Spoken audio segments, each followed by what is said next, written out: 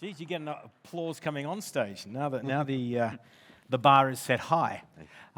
Toby, you made it. Fantastic. Thank God, yeah. Okay. Now, the reason I selected each of these gentlemen is because they come from each have a very different perspective.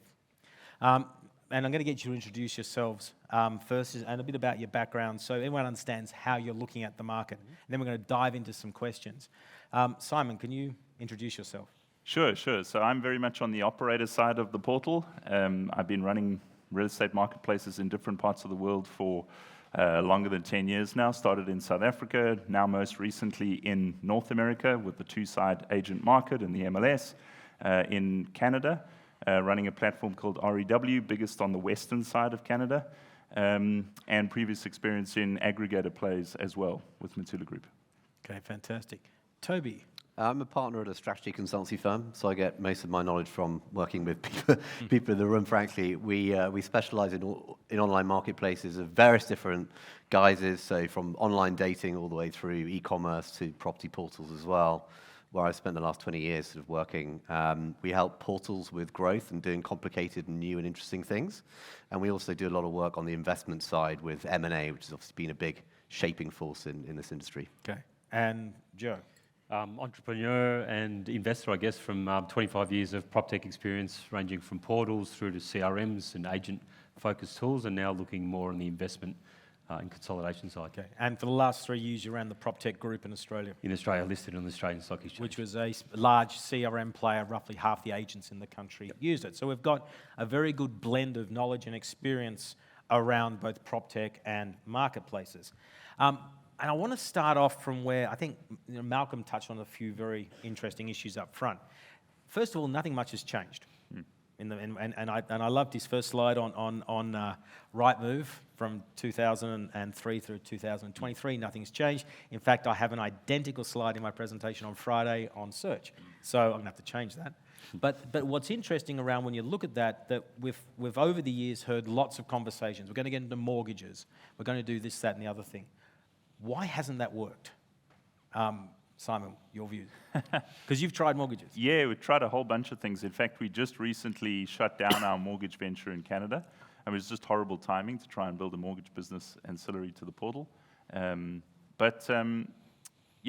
think why it hasn't worked or hasn't worked at scale, I think is the way I would think about it, is we always think about the home seeker journey as this linear journey. Somebody is searching for a home, and they're ultimately going to buy that home, and there are a whole bunch of services that are connected to that experience.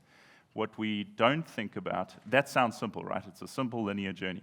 But what we don't think about is the incredible complexity of the industry that is built around that experience.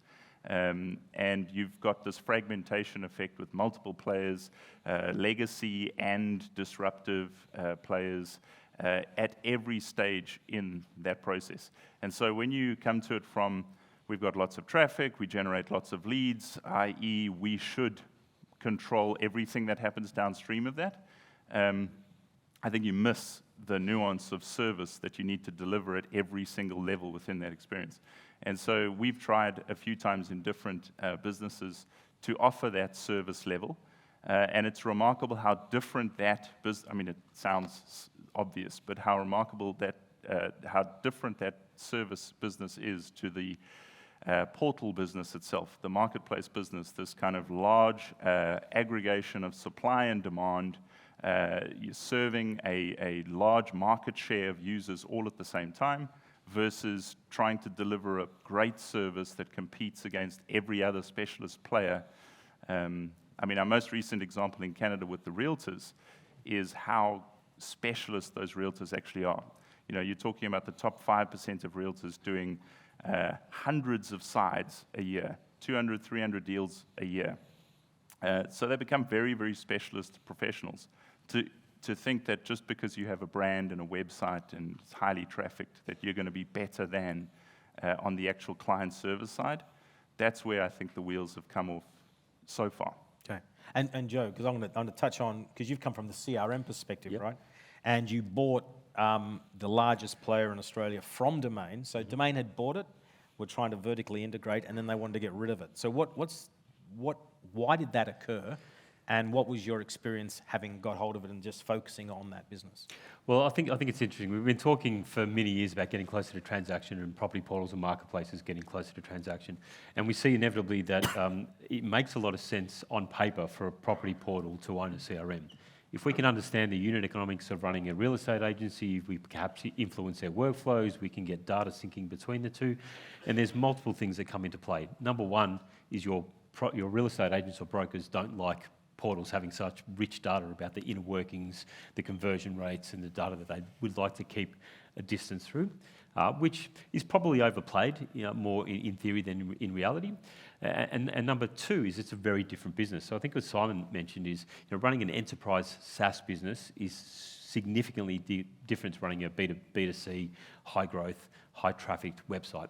So ultimately, not enough love and attention goes into a low yield, feature rich enterprise system.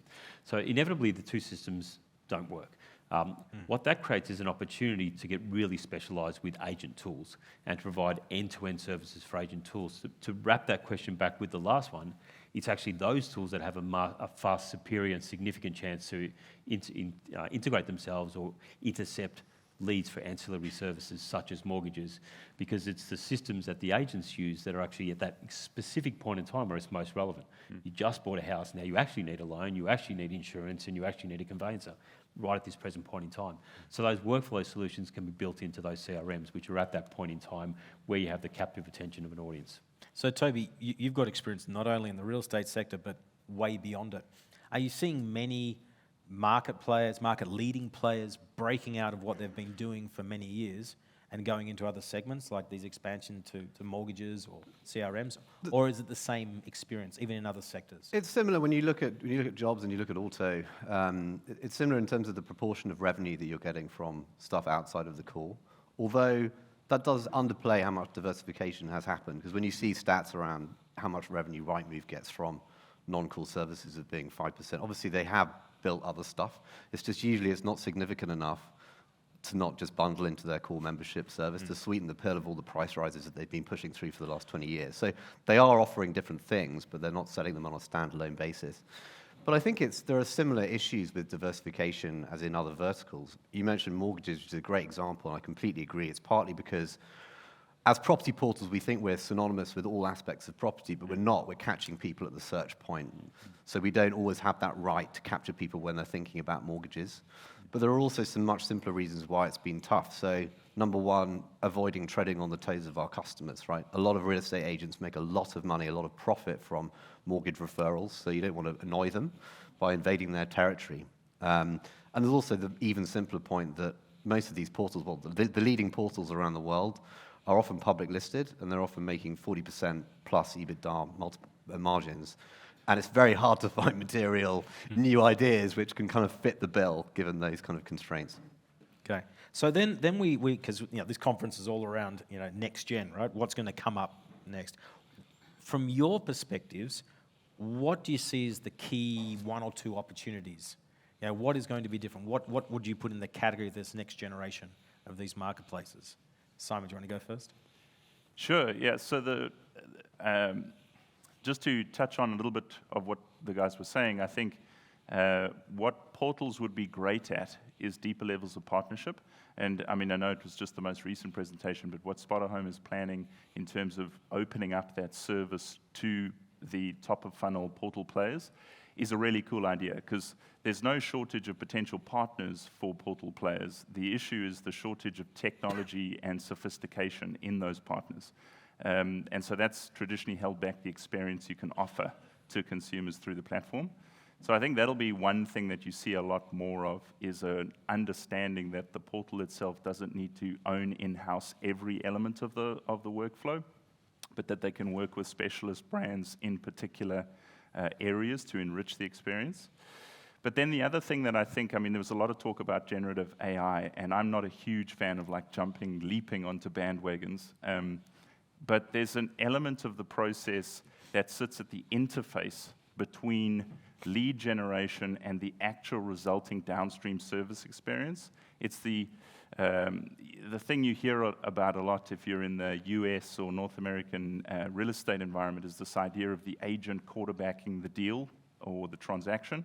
So if you want to get into the transaction, you get into it through the hands of the realtor. So you talked a little bit, Joe, about the software and how you can handle that service.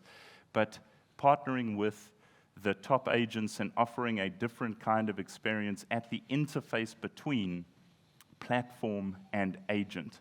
I think that's where the NextGen and marketplaces really need to focus.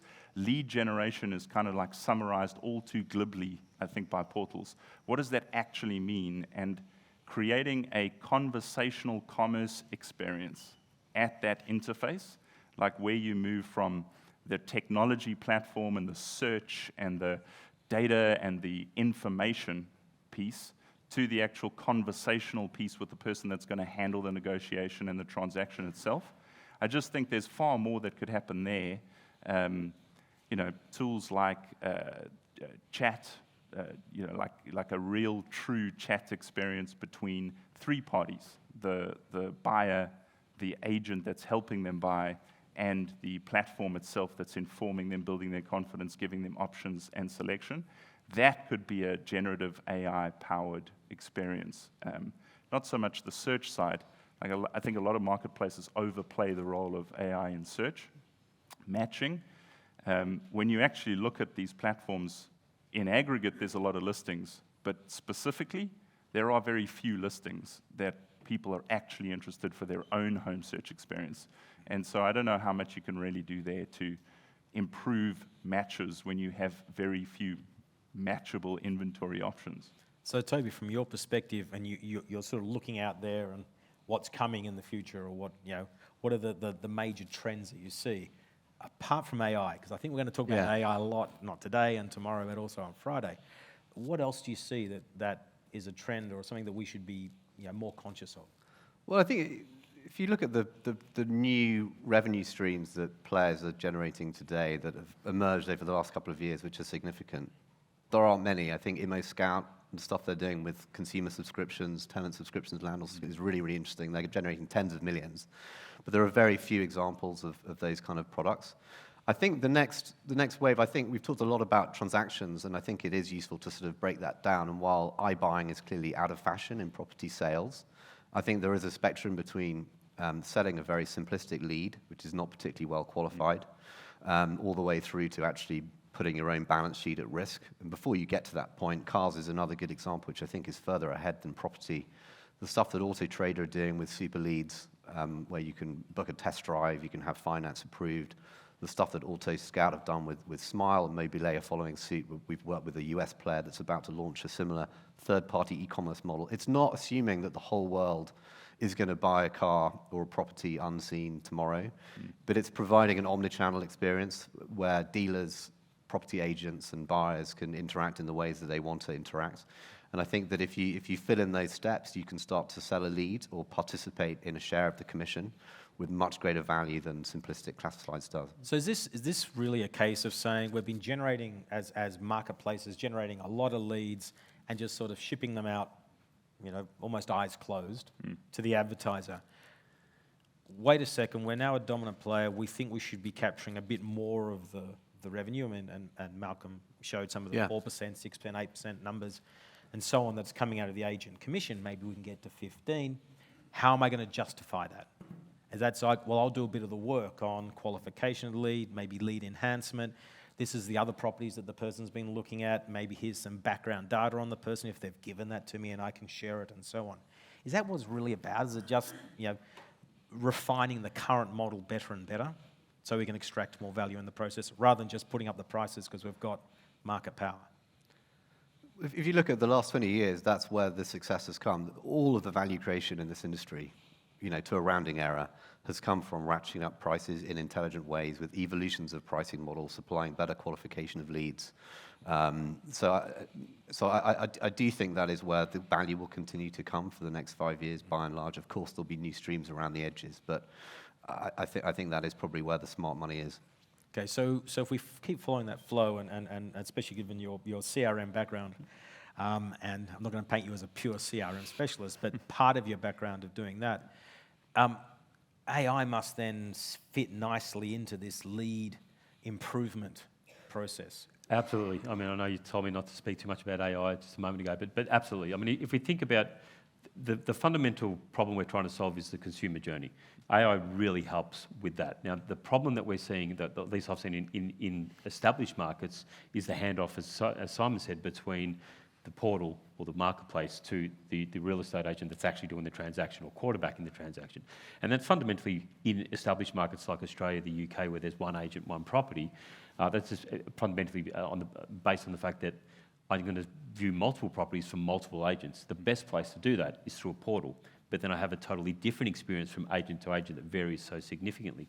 What AI enables a portal to be able to do is keep a lot of that validation, qualification, progressive profiling. Whilst there isn't a property today that really fits your need, you're not in a hurry. It could be 6 months, it could be 2 years before we find that property, but I'm going to learn so much about you. So then when that handoff occurs, that conversation is far more enriched. And the agent knows exactly how to play it. This person's been looking for 2 years. They're ready to go in terms of funding. And AI, and to be fair, you don't even need AI. A lot of the progressive profiling tools that are out there enables that deep level of data profiling and progressive profiling that's both explicit, based on you physically telling the chatbot or the AI through natural language processing, or implied based on your behaviour. Well, you viewed this property, what did you think about it? Didn't really like it, or we know that you didn't go back, you'd made an offer, you didn't make an offer, and all those data points provide signals that provide recommendation over their behavioural-based intent. So we progressively get to this thing that Jonathan was talking about, which is, hey Alexa, how's my property search going? Because that's churning away in the background. It's learnt a lot about what you want. It keeps showing you things, and you'll progressively, it'll help you find. So it becomes that true assistant in the process. Yeah. I mean, I would definitely build on that thought process, because what you spoke to there was this consumer journey. Yep. I think portals traditionally have thought of leads in one of two ways.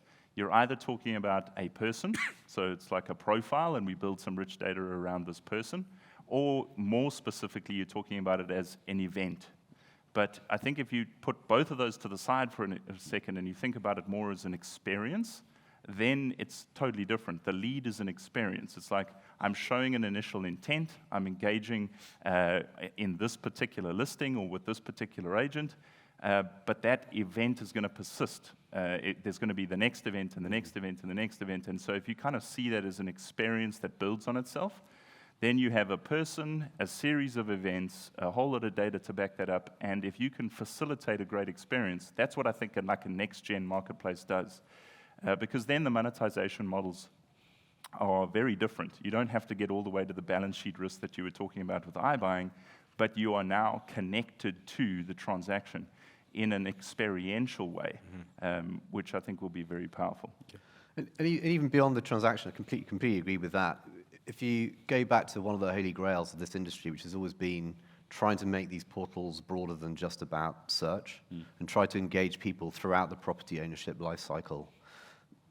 I think if you can use AI, we talked a lot about search, but if you can use it to generate really compelling information and editorial about your home and your neighborhood in a way that actually engages people and they want to interact, okay, what's going on with crime stats or schools or public transit or whatever it is that you're interested in, aside from home valuations, which is the obvious one. If you can do that at scale with AI, then it suddenly unlocks all those diversification adjacent pools of money, which we've been talking about for years, utility switching, mortgages, because you are capturing people not just at the point of search, but throughout the ownership of a property. So that could be really interesting. Now I'm going to delve into the concept of trust. It was brought up by Jonathan, I think it was Jonathan, one of the things. And what's interesting is there was this YouGov survey, I don't know if anyone saw it, YouGov Oracle survey in the United Kingdom was saying, what sorts of information do you trust most for your real estate information? And if you look at the more elderly generation, like us, right, it's property portals, right? But then you get to the 18 to 24-year-olds, and property portals have gone from 48% of the population, which was around the 30-year-old mark, down to, I think it was half that number, around the 24-25% mark in the 18 to 24-year-old. And what they placed higher value on was personal recommendations. My friend said that, and Jonathan mentioned that as well, when people are using Instagram, their picture-based search and so on. How does because this is actually a threat, right? If you think about it, and it's going to be that slow-moving threat that sort of slowly boils you. How do portals go around? How should portals think about trust and really building that trust element? Who wants to go first on that question? I'm happy to go first. So, I mean, if we take your comment and expand out further, why are personal recommendations so powerful? Well, I mean, I'm sure if you went back for future generations, they would have said the newspaper was the best place to get trust. In reality, it's because, for me, the underlying concern is I don't want to seek the information. I want it to be sent to me, and I trust my friends, and I trust my personal recommendations better, so I'll put more weight on that. And I think it's got a lot to do with the consumption of those recommendations, which are coming largely from social media, and that facilitates those levels of recommendations. So if you take that into a portal space, then without AI, and something that's been around for a while, is being able to tap into behavioural-based signals and then having recommendations based on behaviours. There are very few portals that are doing that now. Zillow, was it? No, it was Trulia back in the day, had a recommendation engine. You should go to a page and would just give you properties and would learn over time. A lot of those kind of failed experiments can now be done with AI, not generative AI, but AI more broadly. So consider the power of a site that gets a lot of traffic, a lot of deep engagement from users, but then being able to understand who are you and what you're trying to do. Then as someone starts to emerge and start to use your site, you quickly qualify which cohort they're in and provide those recommendations. For me, though, that level of power will liken a personal recommendation from a friend if it's true and accurate and it's useful. And AI allows for that kind of circle back to, well, we thought this was right, was it actually right, and is what you actually wanted? And I think that's where it really becomes important for portals to focus on. Toby, what do you think in that segment, or that area of trust? I kind of agree. I think the other thing that occurs to me about the question is there's so much unstructured information out there in property, which is being very poorly leveraged by portals today. If that can be leveraged in trustworthy ways, I think it has the potential to massively improve the consumer experience. There'll be some great examples up on the screen today, and that's just not the case with some of the other types of online marketplace experiences. So the experience of buying a second-hand car is much better, it's much simpler, there's much less unstructured data out there about the particular car that could be brought to bear. So I think the potential for AI to disrupt in property is probably stronger than some of the other verticals. And you live and breathe running a portal right this minute. How do you think about your brand and what does that brand equal to your audience? Yeah, well, that's the fascinating thing. You've heard it a few times today, just how important the brand is to these existing portal players. And I completely agree with that. Why? Because brand is a proxy for this trust that we're talking about. In fact, it's not only a proxy for trust. In my mind, it's a proxy for the entire value proposition of a portal, which is to build my confidence about a very difficult transaction. So confidence actually sits at the core of what a property portal is meant to offer to the market. You mentioned omni-channel. I think there's a big piece about like the consumption habits and behaviors. It's not just a pure web behavior. It's happening across multiple digital channels, and so a portal needs to be present across all of them. So the brand is the only vehicle really that you can use to get across all of those channels effectively. That and interesting content. And so we think a lot about content in our business because it's a way to join the conversations that people are having.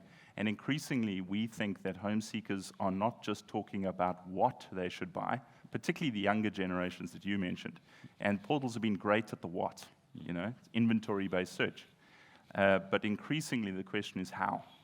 This is a very difficult transaction type. I've never done it before. I don't have the experience. There are not a lot of these digital platforms that are end-to-end that I can just use, which I have come to expect in any other transaction type.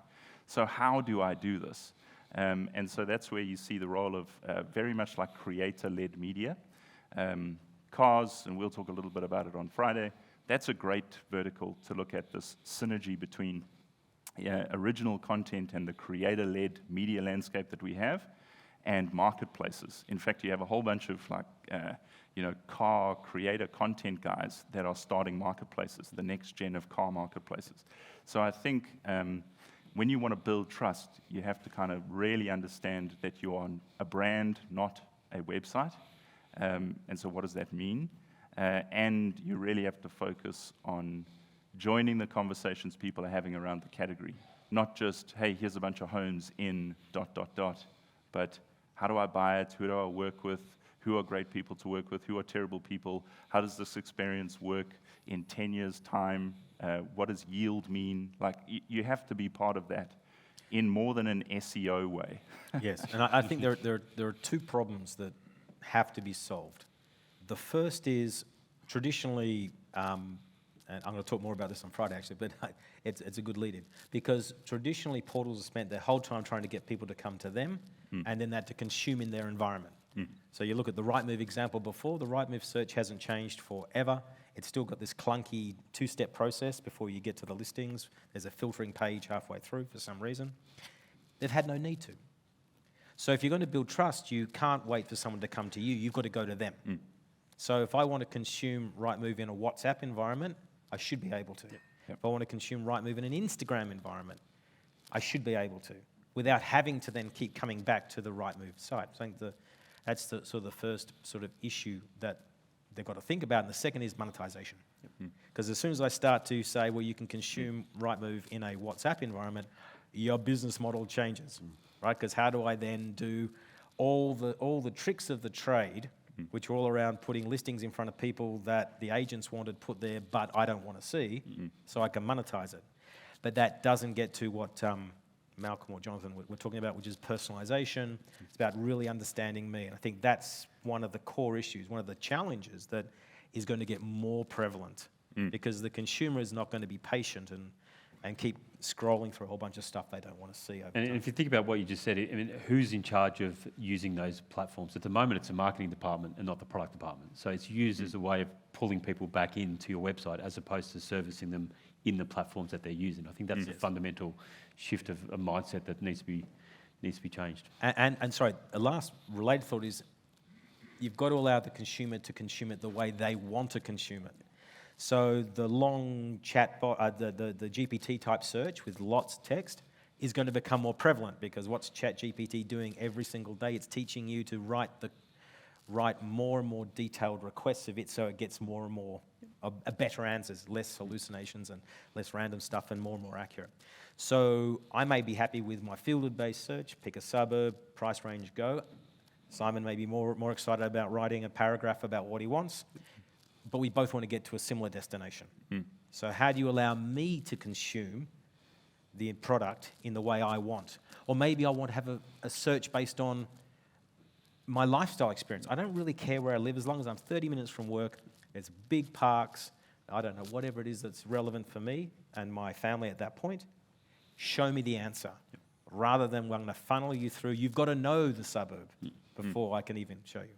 And I think how we consume is so different between the four of us or between the millions out there that if we don't adapt to them, someone will do the adaptation for us and it will be a AI-led adaptation. It would have to be in that process. Do you agree, disagree?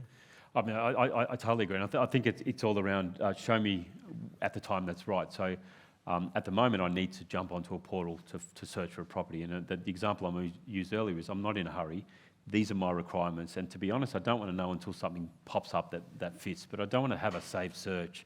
And I want to set this kind of profile up or set this behavioural experience up and be prompted when an efficient result or a match appears. So for me, ultimately, it's about efficiency of engaging with the discovery of that perfect property or that investment property or whatever your requirements are at the point in time.